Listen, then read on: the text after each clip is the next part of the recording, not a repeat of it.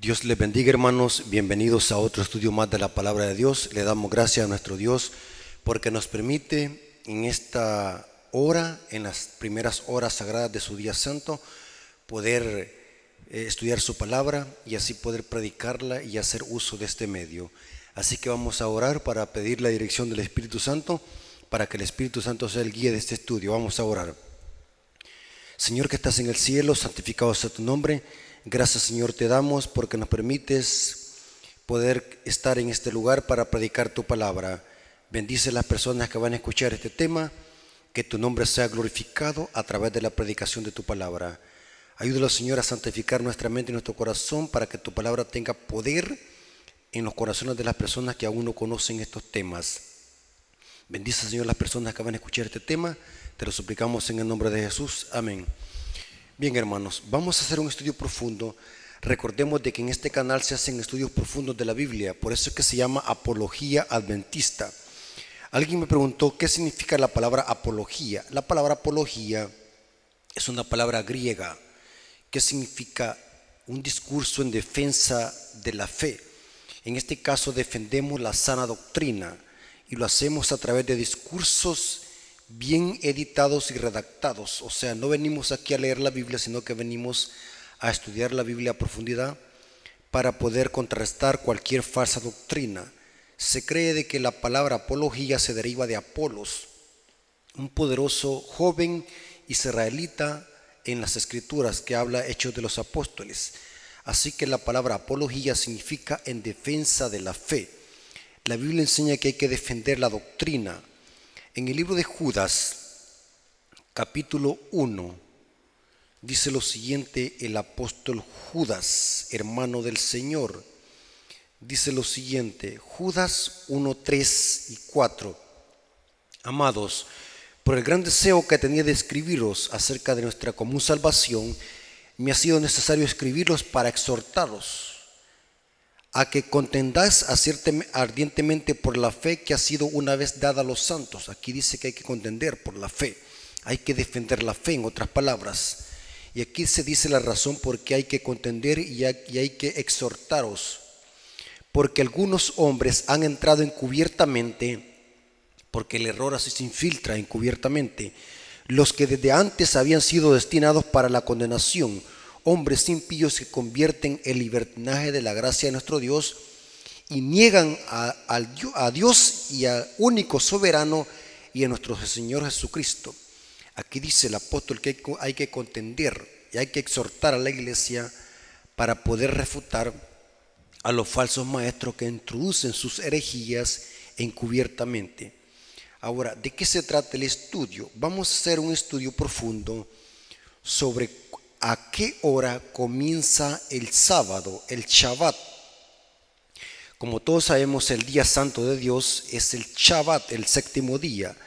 No existe otro día que posea santidad, aunque todos los días son creación de Dios, pero el único día que posee santidad es el sábado, el séptimo día. Eso lo dice Génesis capítulo 2, versículo 2 y 3.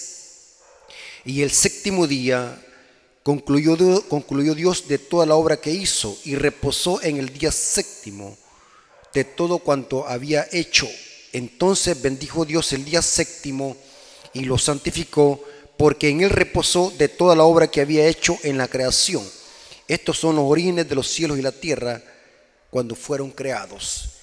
Claramente la Biblia enseña de que el sábado, el séptimo día o el Shabbat, es el único día santo porque Dios reposó. Ahora vamos a ver en este estudio cuál es la hora que debe de comenzar el Shabbat. Y quiero decirles, hermanos, que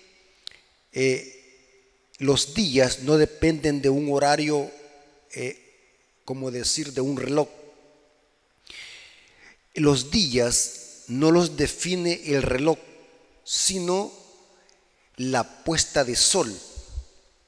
Vamos a leer, según la Biblia, que el Shabbat, el séptimo día, y que los demás días que Dios creó, pero en este caso vamos a hablar del Shabbat, del séptimo día, el día santo de Dios, ¿Cuándo comienza el Shabbat, el día? Hay quienes dicen de que el Shabbat comienza a las 6 de la tarde. Ese es un error, porque algunas veces el sol se oculta más temprano o más tarde que las 6. Por lo tanto, no tiene que medir el tiempo un reloj, en este caso, lo que define el inicio de los días, sino que tiene que ser la puesta del sol. ¿Dónde dice eso? Vamos a usar como base Génesis capítulo 2, versículo 2 y 3. Noten cómo dice: y acabó Dios en el día séptimo la obra que hizo. Noten que se especifica allí el día séptimo, la obra que hizo.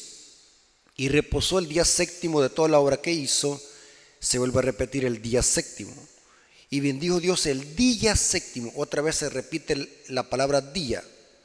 Y lo santificó porque en él reposó de toda la obra que había hecho en la creación. 3 veces se enfatiza la palabra día. Es interesante que la palabra para día en hebreo es yom. Ustedes pueden irse a un concordancia Strong y van a ver de que la palabra para día es yom. Este término se usa a través de los tiempos en la Biblia para describir cuándo los días comienzan, y los días comienzan y terminan no a medianoche como enseña el calendario gregoriano. Los días bíblicamente comienzan de la puesta del sol a puesta del sol. O sea, lo que viene primero del día es la parte oscura, o sea, el atardecer. Por eso es que nosotros los adventistas decimos, cuando se oculta el sol en el viernes, decimos feliz sábado, porque la Biblia enseña de que el Shabbat comienza a la puesta del sol, comienzan las primeras horas sagradas del día santo. O sea que bíblicamente, según el calendario hebreo, estamos ya en el sábado, en el Shabbat, porque lo que define los días es la puesta del sol, y lo que viene primero es la parte oscura, o sea, la tarde. Ahora, vamos a ver algunos ejemplos bíblicos que la Biblia enseña eso, que lo que viene primero es la parte oscura, o sea, de tarde a tarde. O sea, mañana, o mejor dicho, hoy, si entendemos el día desde la perspectiva del calendario hebreo, cuando se ponga el sol, será el primer día de la semana, porque lo que define los días es de tarde a tarde, la puesta del sol. Y vamos a ver algunos ejemplos bíblicos para demostrarlo. Génesis 1:5: y llamó Dios a la luz día. Aquí se refiere a la parte clara, la luz día. No está hablando del día en toda su entereza de 24 horas, sino que está hablando de la parte clara. Y llamó Dios a la luz día. Esa palabra día ya vimos de que es del hebreo yom. Y las tinieblas llamó noche. Y ahora noten cómo termina el versículo 5. Y fue la tarde y la mañana un día, un yom, un día. Pero noten qué dice: fue la tarde, porque lo que viene primero es la parte oscura, o sea, la tarde.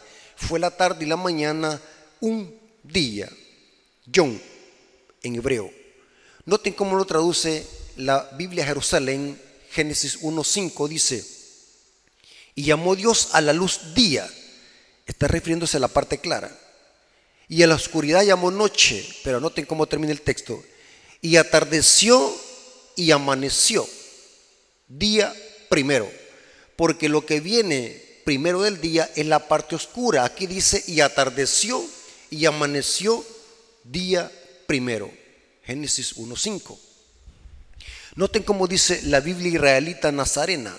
Génesis 1:5. ¿Cómo lo traduce? Elohim, que es el nombre hebreo de Dios, Elohim llamó a la luz día y a la oscuridad la llamó noche.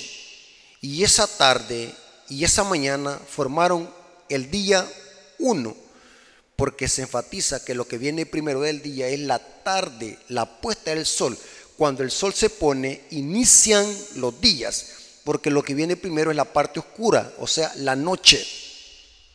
Noten cómo dice esta otra versión de Biblia, Biblia textual, Génesis 1:5. Siempre me gusta ver varias versiones de Biblia, cómo traducen el texto para que veamos la fuerza del texto. para mostrarles que lo que viene primero es la parte oscura del día, o sea, la noche. Biblia textual, Génesis 1:5. Y llamó Elohim a la luz día, y a la oscuridad llamó noche, y fue la tarde y la mañana, día 1. Se enfatiza que lo que viene primero es la tarde, porque los días empiezan al ocultarse el sol. La tarde viene primero, o sea, la parte oscura. Y vamos a ver otros ejemplos que lo demuestran claramente que la parte oscura es la que viene primero. Vamos a ver algunos ejemplos bíblicos. Por ejemplo, cuando se habla de la Pascua, noten cómo dice Deuteronomio 16, versículo 6.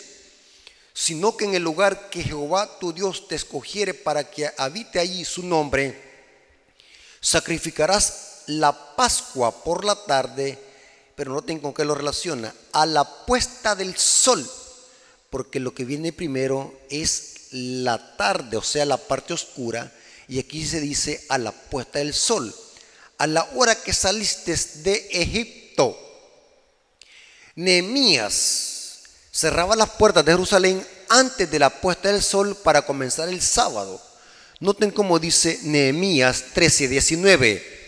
Sucedió pues que cuando iba oscureciendo a las puertas de Jerusalén, noten que cuando iba oscureciendo a las puertas de Jerusalén, antes que el día de reposo comenzara, porque como hemos visto que lo que define los comienzos de los días es la puesta del sol, porque lo que viene primero es la tarde, la parte oscura.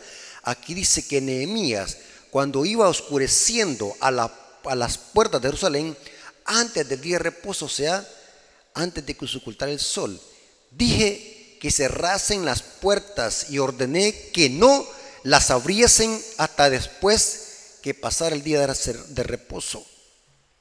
Y puse a las puertas algunos de mis criados para que en el día de reposo no introducieran cargas.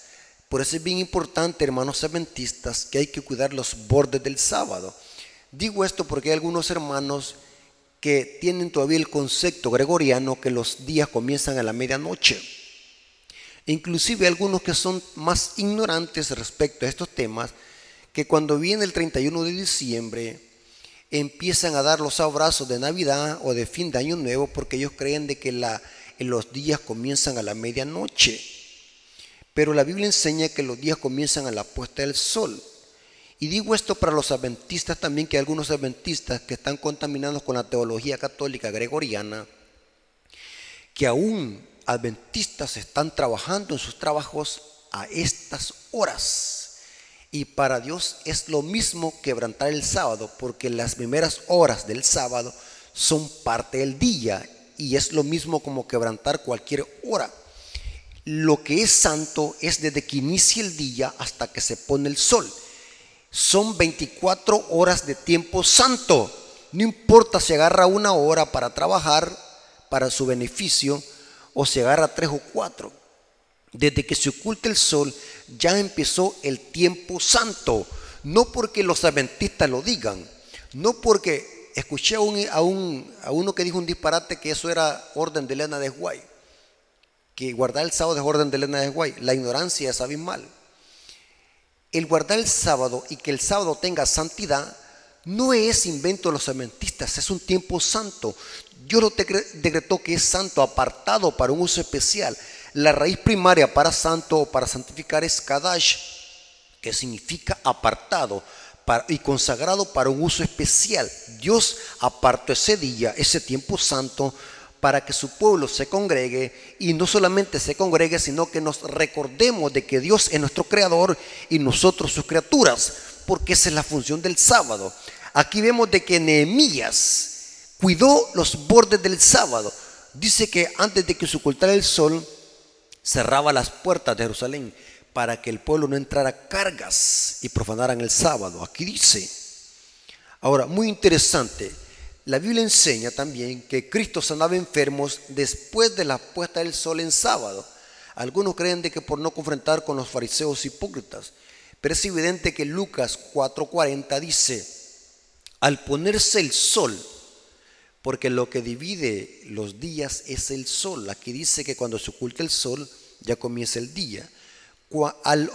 Al ponerse el sol, todos los que tenían enfermos de diversas enfermedades los traían a él, y él, poniendo las manos sobre cada uno de ellos, los sanaba.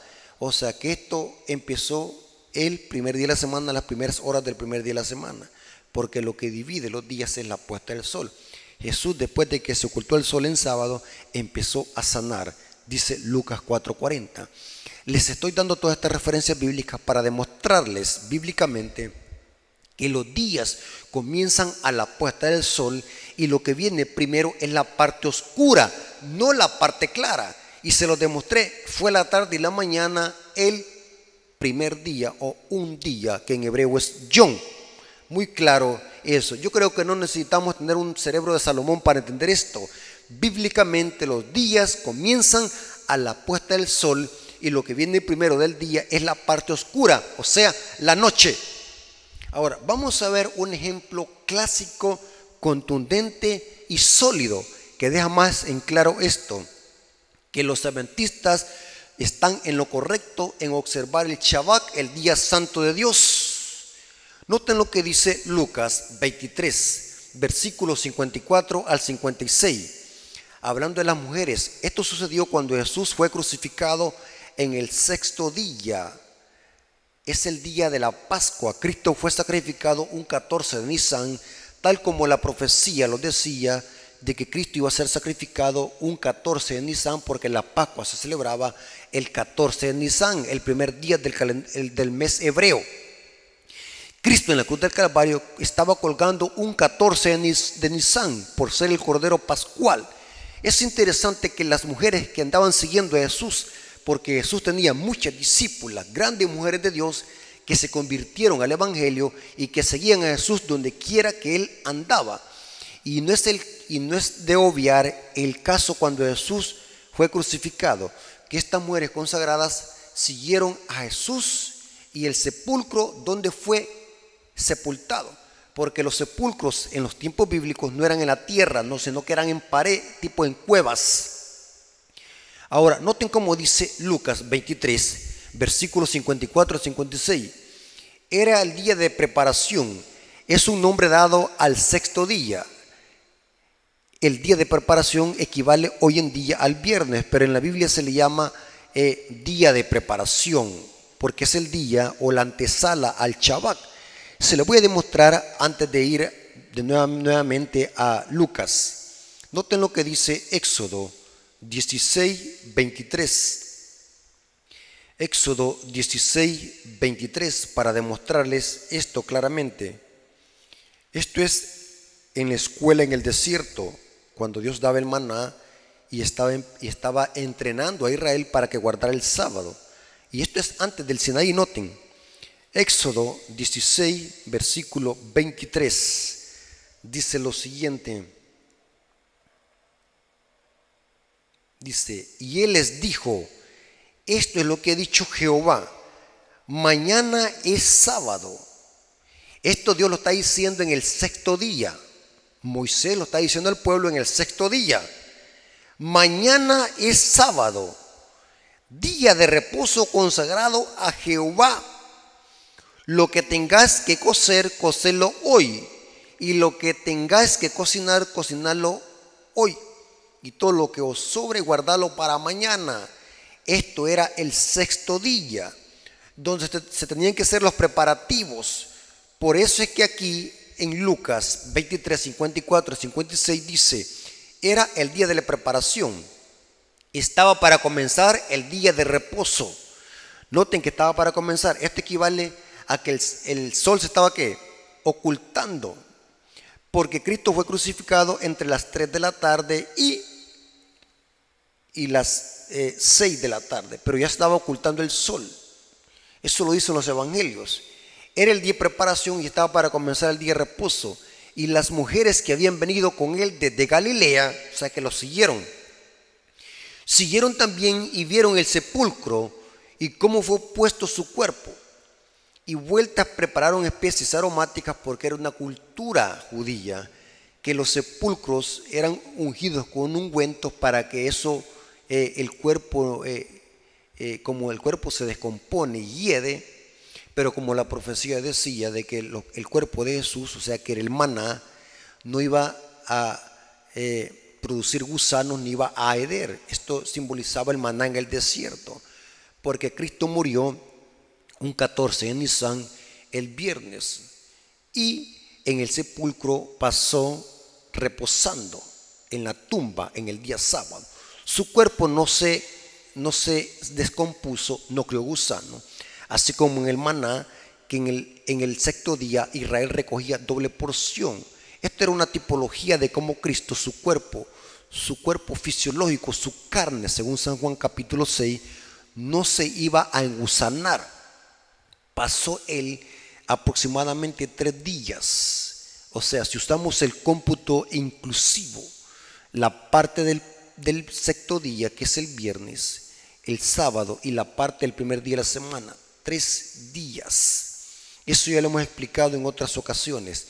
Pero lo que me llama la atención, hermanos, es de que las mujeres se volvieron a sus hogares a preparar aromas y ungüentos aromáticos, pero observaron que se estaba poniendo el sol y estaba para comenzar el sábado. Y noten qué es lo que hicieron ellas. Y vueltas, prepararon especies aromáticas y ungüentos y descansaron el día de reposo conforme al mandamiento. En otras palabras, lo que hicieron las mujeres es esto. Al ver de que el sol se estaba ocultando, dijeron: no vayamos porque está comenzando el mandamiento del Señor, el Shabbat. Se volvieron a sus hogares y descansaron el sábado conforme al mandamiento. Es evidente, hermanos, la Biblia enseña de que estas mujeres piadosas, es posible que allí iba María, la madre de Jesús, aunque el texto no lo diga, pero era su madre. ¿Qué madre se va a olvidar de su hijo? Lo acompañó hasta el momento de su muerte.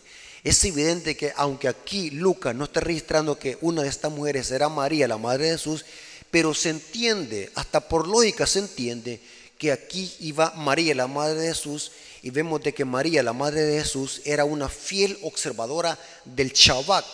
Noten que el catolicismo romano tanto que idolatra a María, al punto que le da más veneración y honor que al mismo Cristo, al mismo Hijo, pero no hacen lo que María hacía. María era una fiel guardadora de los mandamientos, especialmente del Shabbat. Ahora, algo muy interesante que dice Marcos 16, versículo 1 al 2. Estas mujeres piadosas descansaron el sábado conforme al mandamiento. Y muy de mañana, el primer día de la semana, fueron al sepulcro. Ya Jesús ya había resucitado. Noten lo que dice Marcos 16, versículo 1 y 2. Pasado el sábado, estoy leyendo Biblia católica, pasado el sábado, María Magdalena, María la madre de Santiago y Salomé compraron perfumes para perfumar el cuerpo de Jesús, y el primer día de la semana fueron al sepulcro muy temprano, apenas salido ¿qué? El sol. Muy interesante, hermano, muy interesante. Eso es evidente que las mujeres piadosas observaron el sábado conforme al mandamiento. Pero hay algo muy interesante. Hablemos del escritor del Evangelio de San Lucas. Y quiero decirles, hermanos, que Lucas no era un apóstol. Ustedes pueden leer los evangelios y Lucas no fue elegido como apóstol. Lucas se le conoce como apóstol, pero en realidad no era apóstol Lucas. Lucas era un historiador gentil y un médico al mismo tiempo. Según la historia, y eso lo enfatiza también el libro de Hechos, porque también lo escribió Lucas. Es el segundo tratado que le sigue al Evangelio de San Lucas, y lo podemos entender así. Lucas era un médico y un historiador gentil que recopiló información para darle este mensaje o convencer al excelentísimo Teófilo de que Jesús era el Hijo de Dios. Por eso es que Lucas presenta la genealogía de Jesús desde la perspectiva de Adán, mientras que Mateo presenta la genealogía de Jesús desde la perspectiva de Abraham, porque Mateo está presentándole un discurso mayormente a un público judío, mientras que Lucas está presentando a Jesús desde la perspectiva de un hijo de Dios, pero a un público gentil. Muy importante eso. Pero es importante que entendamos lo siguiente: Lucas, el médico gentil, historiador gentil que recopiló información, está escribiendo este libro de Lucas 62 años de la era cristiana, o sea, que 40 años, o mejor dicho, 32 años, si podemos decir así, después de la muerte de Jesús. Y noten qué interesante, aquí Lucas llama al sábado mandamiento de Dios, conforme al mandamiento. ¿Acaso Lucas no tenía información como la tienen los católicos, que los discípulos estarían guardando el primer día de la semana como día del Señor? Pero aquí Lucas tiene bien en claro y llama aún 32 años después de la crucifixión de Jesús el mandamiento del Señor, conforme al mandamiento. ¿Cómo es posible que el sábado iba a ser cambiado o abolido en un futuro? Aquí dice que los discípulos guardaban el sábado conforme al mandamiento y se lo aplica a las mujeres piadosas.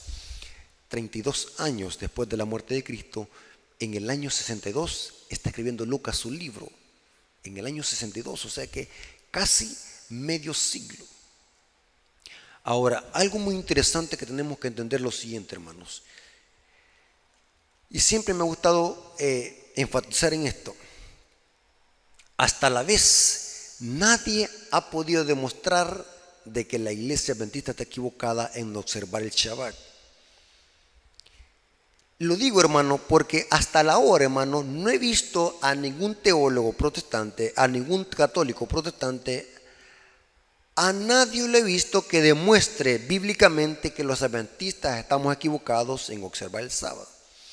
Lo que sí he visto es sacerdotes católicos manipulando la Biblia, pastores protestantes manipulando la Biblia y el protestantismo en general manipulando la Biblia para supuestamente decir de que el sábado no tiene validez al Nuevo Testamento. Pero hasta ahora no he visto a ninguno que lo pueda demostrar bíblicamente de que los adventistas estamos equivocados en observar el Shabbat. No lo he encontrado, porque los adventistas tenemos una explicación para cada versículo que católicos o protestantes tuercen y manipulan para supuestamente decir de que el sábado no tiene ninguna validez. Tenemos suficiente material para desmantelar cualquier teología protestante. La iglesia adventista tiene un conocimiento profundo sobre este tema y sobre cualquier tema que un protestante o un católico quiera tocar. Si quieren tocar temas de salud, quieren tocar temas de profecía, quieren tocar temas de doctrina, la iglesia adventista tiene un arsenal sólido y sistemático para poder desmantelar cualquier falsa doctrina. El hecho de que algunos hermanos adventistas no lo puedan defender no significa que la iglesia adventista esté equivocada. El hermano es que no tiene estudio profundo de la Biblia y no puede defenderse. Pero en sí la iglesia adventista está llena de conocimiento para poder discutir cualquier tema doctrinal, no importa qué tema. La iglesia adventista está preparada y armada hasta los dientes con conocimiento bíblico, porque estudiamos la Biblia a profundidad. Digo esto, hermanos, por la siguiente razón. Fuentes católicas, libros católicos, bibliografía católica demuestra y acepta que la iglesia adventista tiene la verdad. Quienes hablan mal de la iglesia adventista son gente ignorante, sin estudio y sin preparación. Y si estudian, lo hacen para torcer la Biblia. Pero fuentes católicas, gente preparada del Vaticano y de la Iglesia Católica, aceptan que la iglesia adventista es la iglesia que tiene la verdad. Les voy a leer algunas fuentes, y esto no es solamente por fuentes. Yo he platicado con sacerdotes católicos que son amigos míos, gente de respeto. Ellos aceptan que la iglesia adventista tiene un conocimiento profundo de las escrituras. Inclusive yo escuché una vez a un católico diciéndole a otro católico: ten cuidado cuando quieras platicar con un adventista bien instruido, porque esos sí estudian la Biblia más que cualquier protestante, porque los católicos admiten que los adventistas estudiamos más la Biblia que cualquier protestante, y ellos en su literatura admiten que la iglesia adventista tiene la verdad. ¿Y qué les diría, hermanos, de el jesuita Malachi Martin en su libro Las llaves de esta sangre, donde él sostiene que los adventistas son uno de los protestantes que estorban al papado para establecer un nuevo orden mundial? De alguna manera los católicos y los jesuitas conocen bien la literatura adventista y el conocimiento que tenemos de la Biblia, y que somos los únicos que les estorbamos para que ellos puedan establecer una anarquía y un falso nuevo orden mundial en este planeta Tierra. Pero es interesante que les voy a leer algunas fuentes católicas donde los mismos católicos admiten que en la iglesia adventista tenemos la verdad respecto al día de reposo. Noten cómo dice esta fuente: Boletín Católico Universal, página 4, del 14 de agosto de 1942.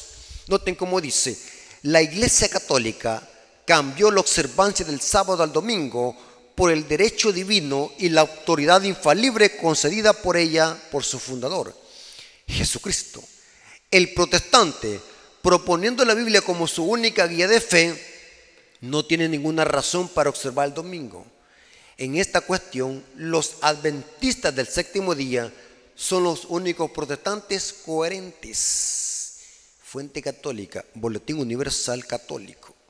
Noten cómo dice esta otra fuente católica, Albert Smith, canciller de la Arquidiócesis de Baltimore, dice lo siguiente: si los protestantes siguieran la Biblia, ¿y saben por qué dicen ellos? Esto es algo irónico.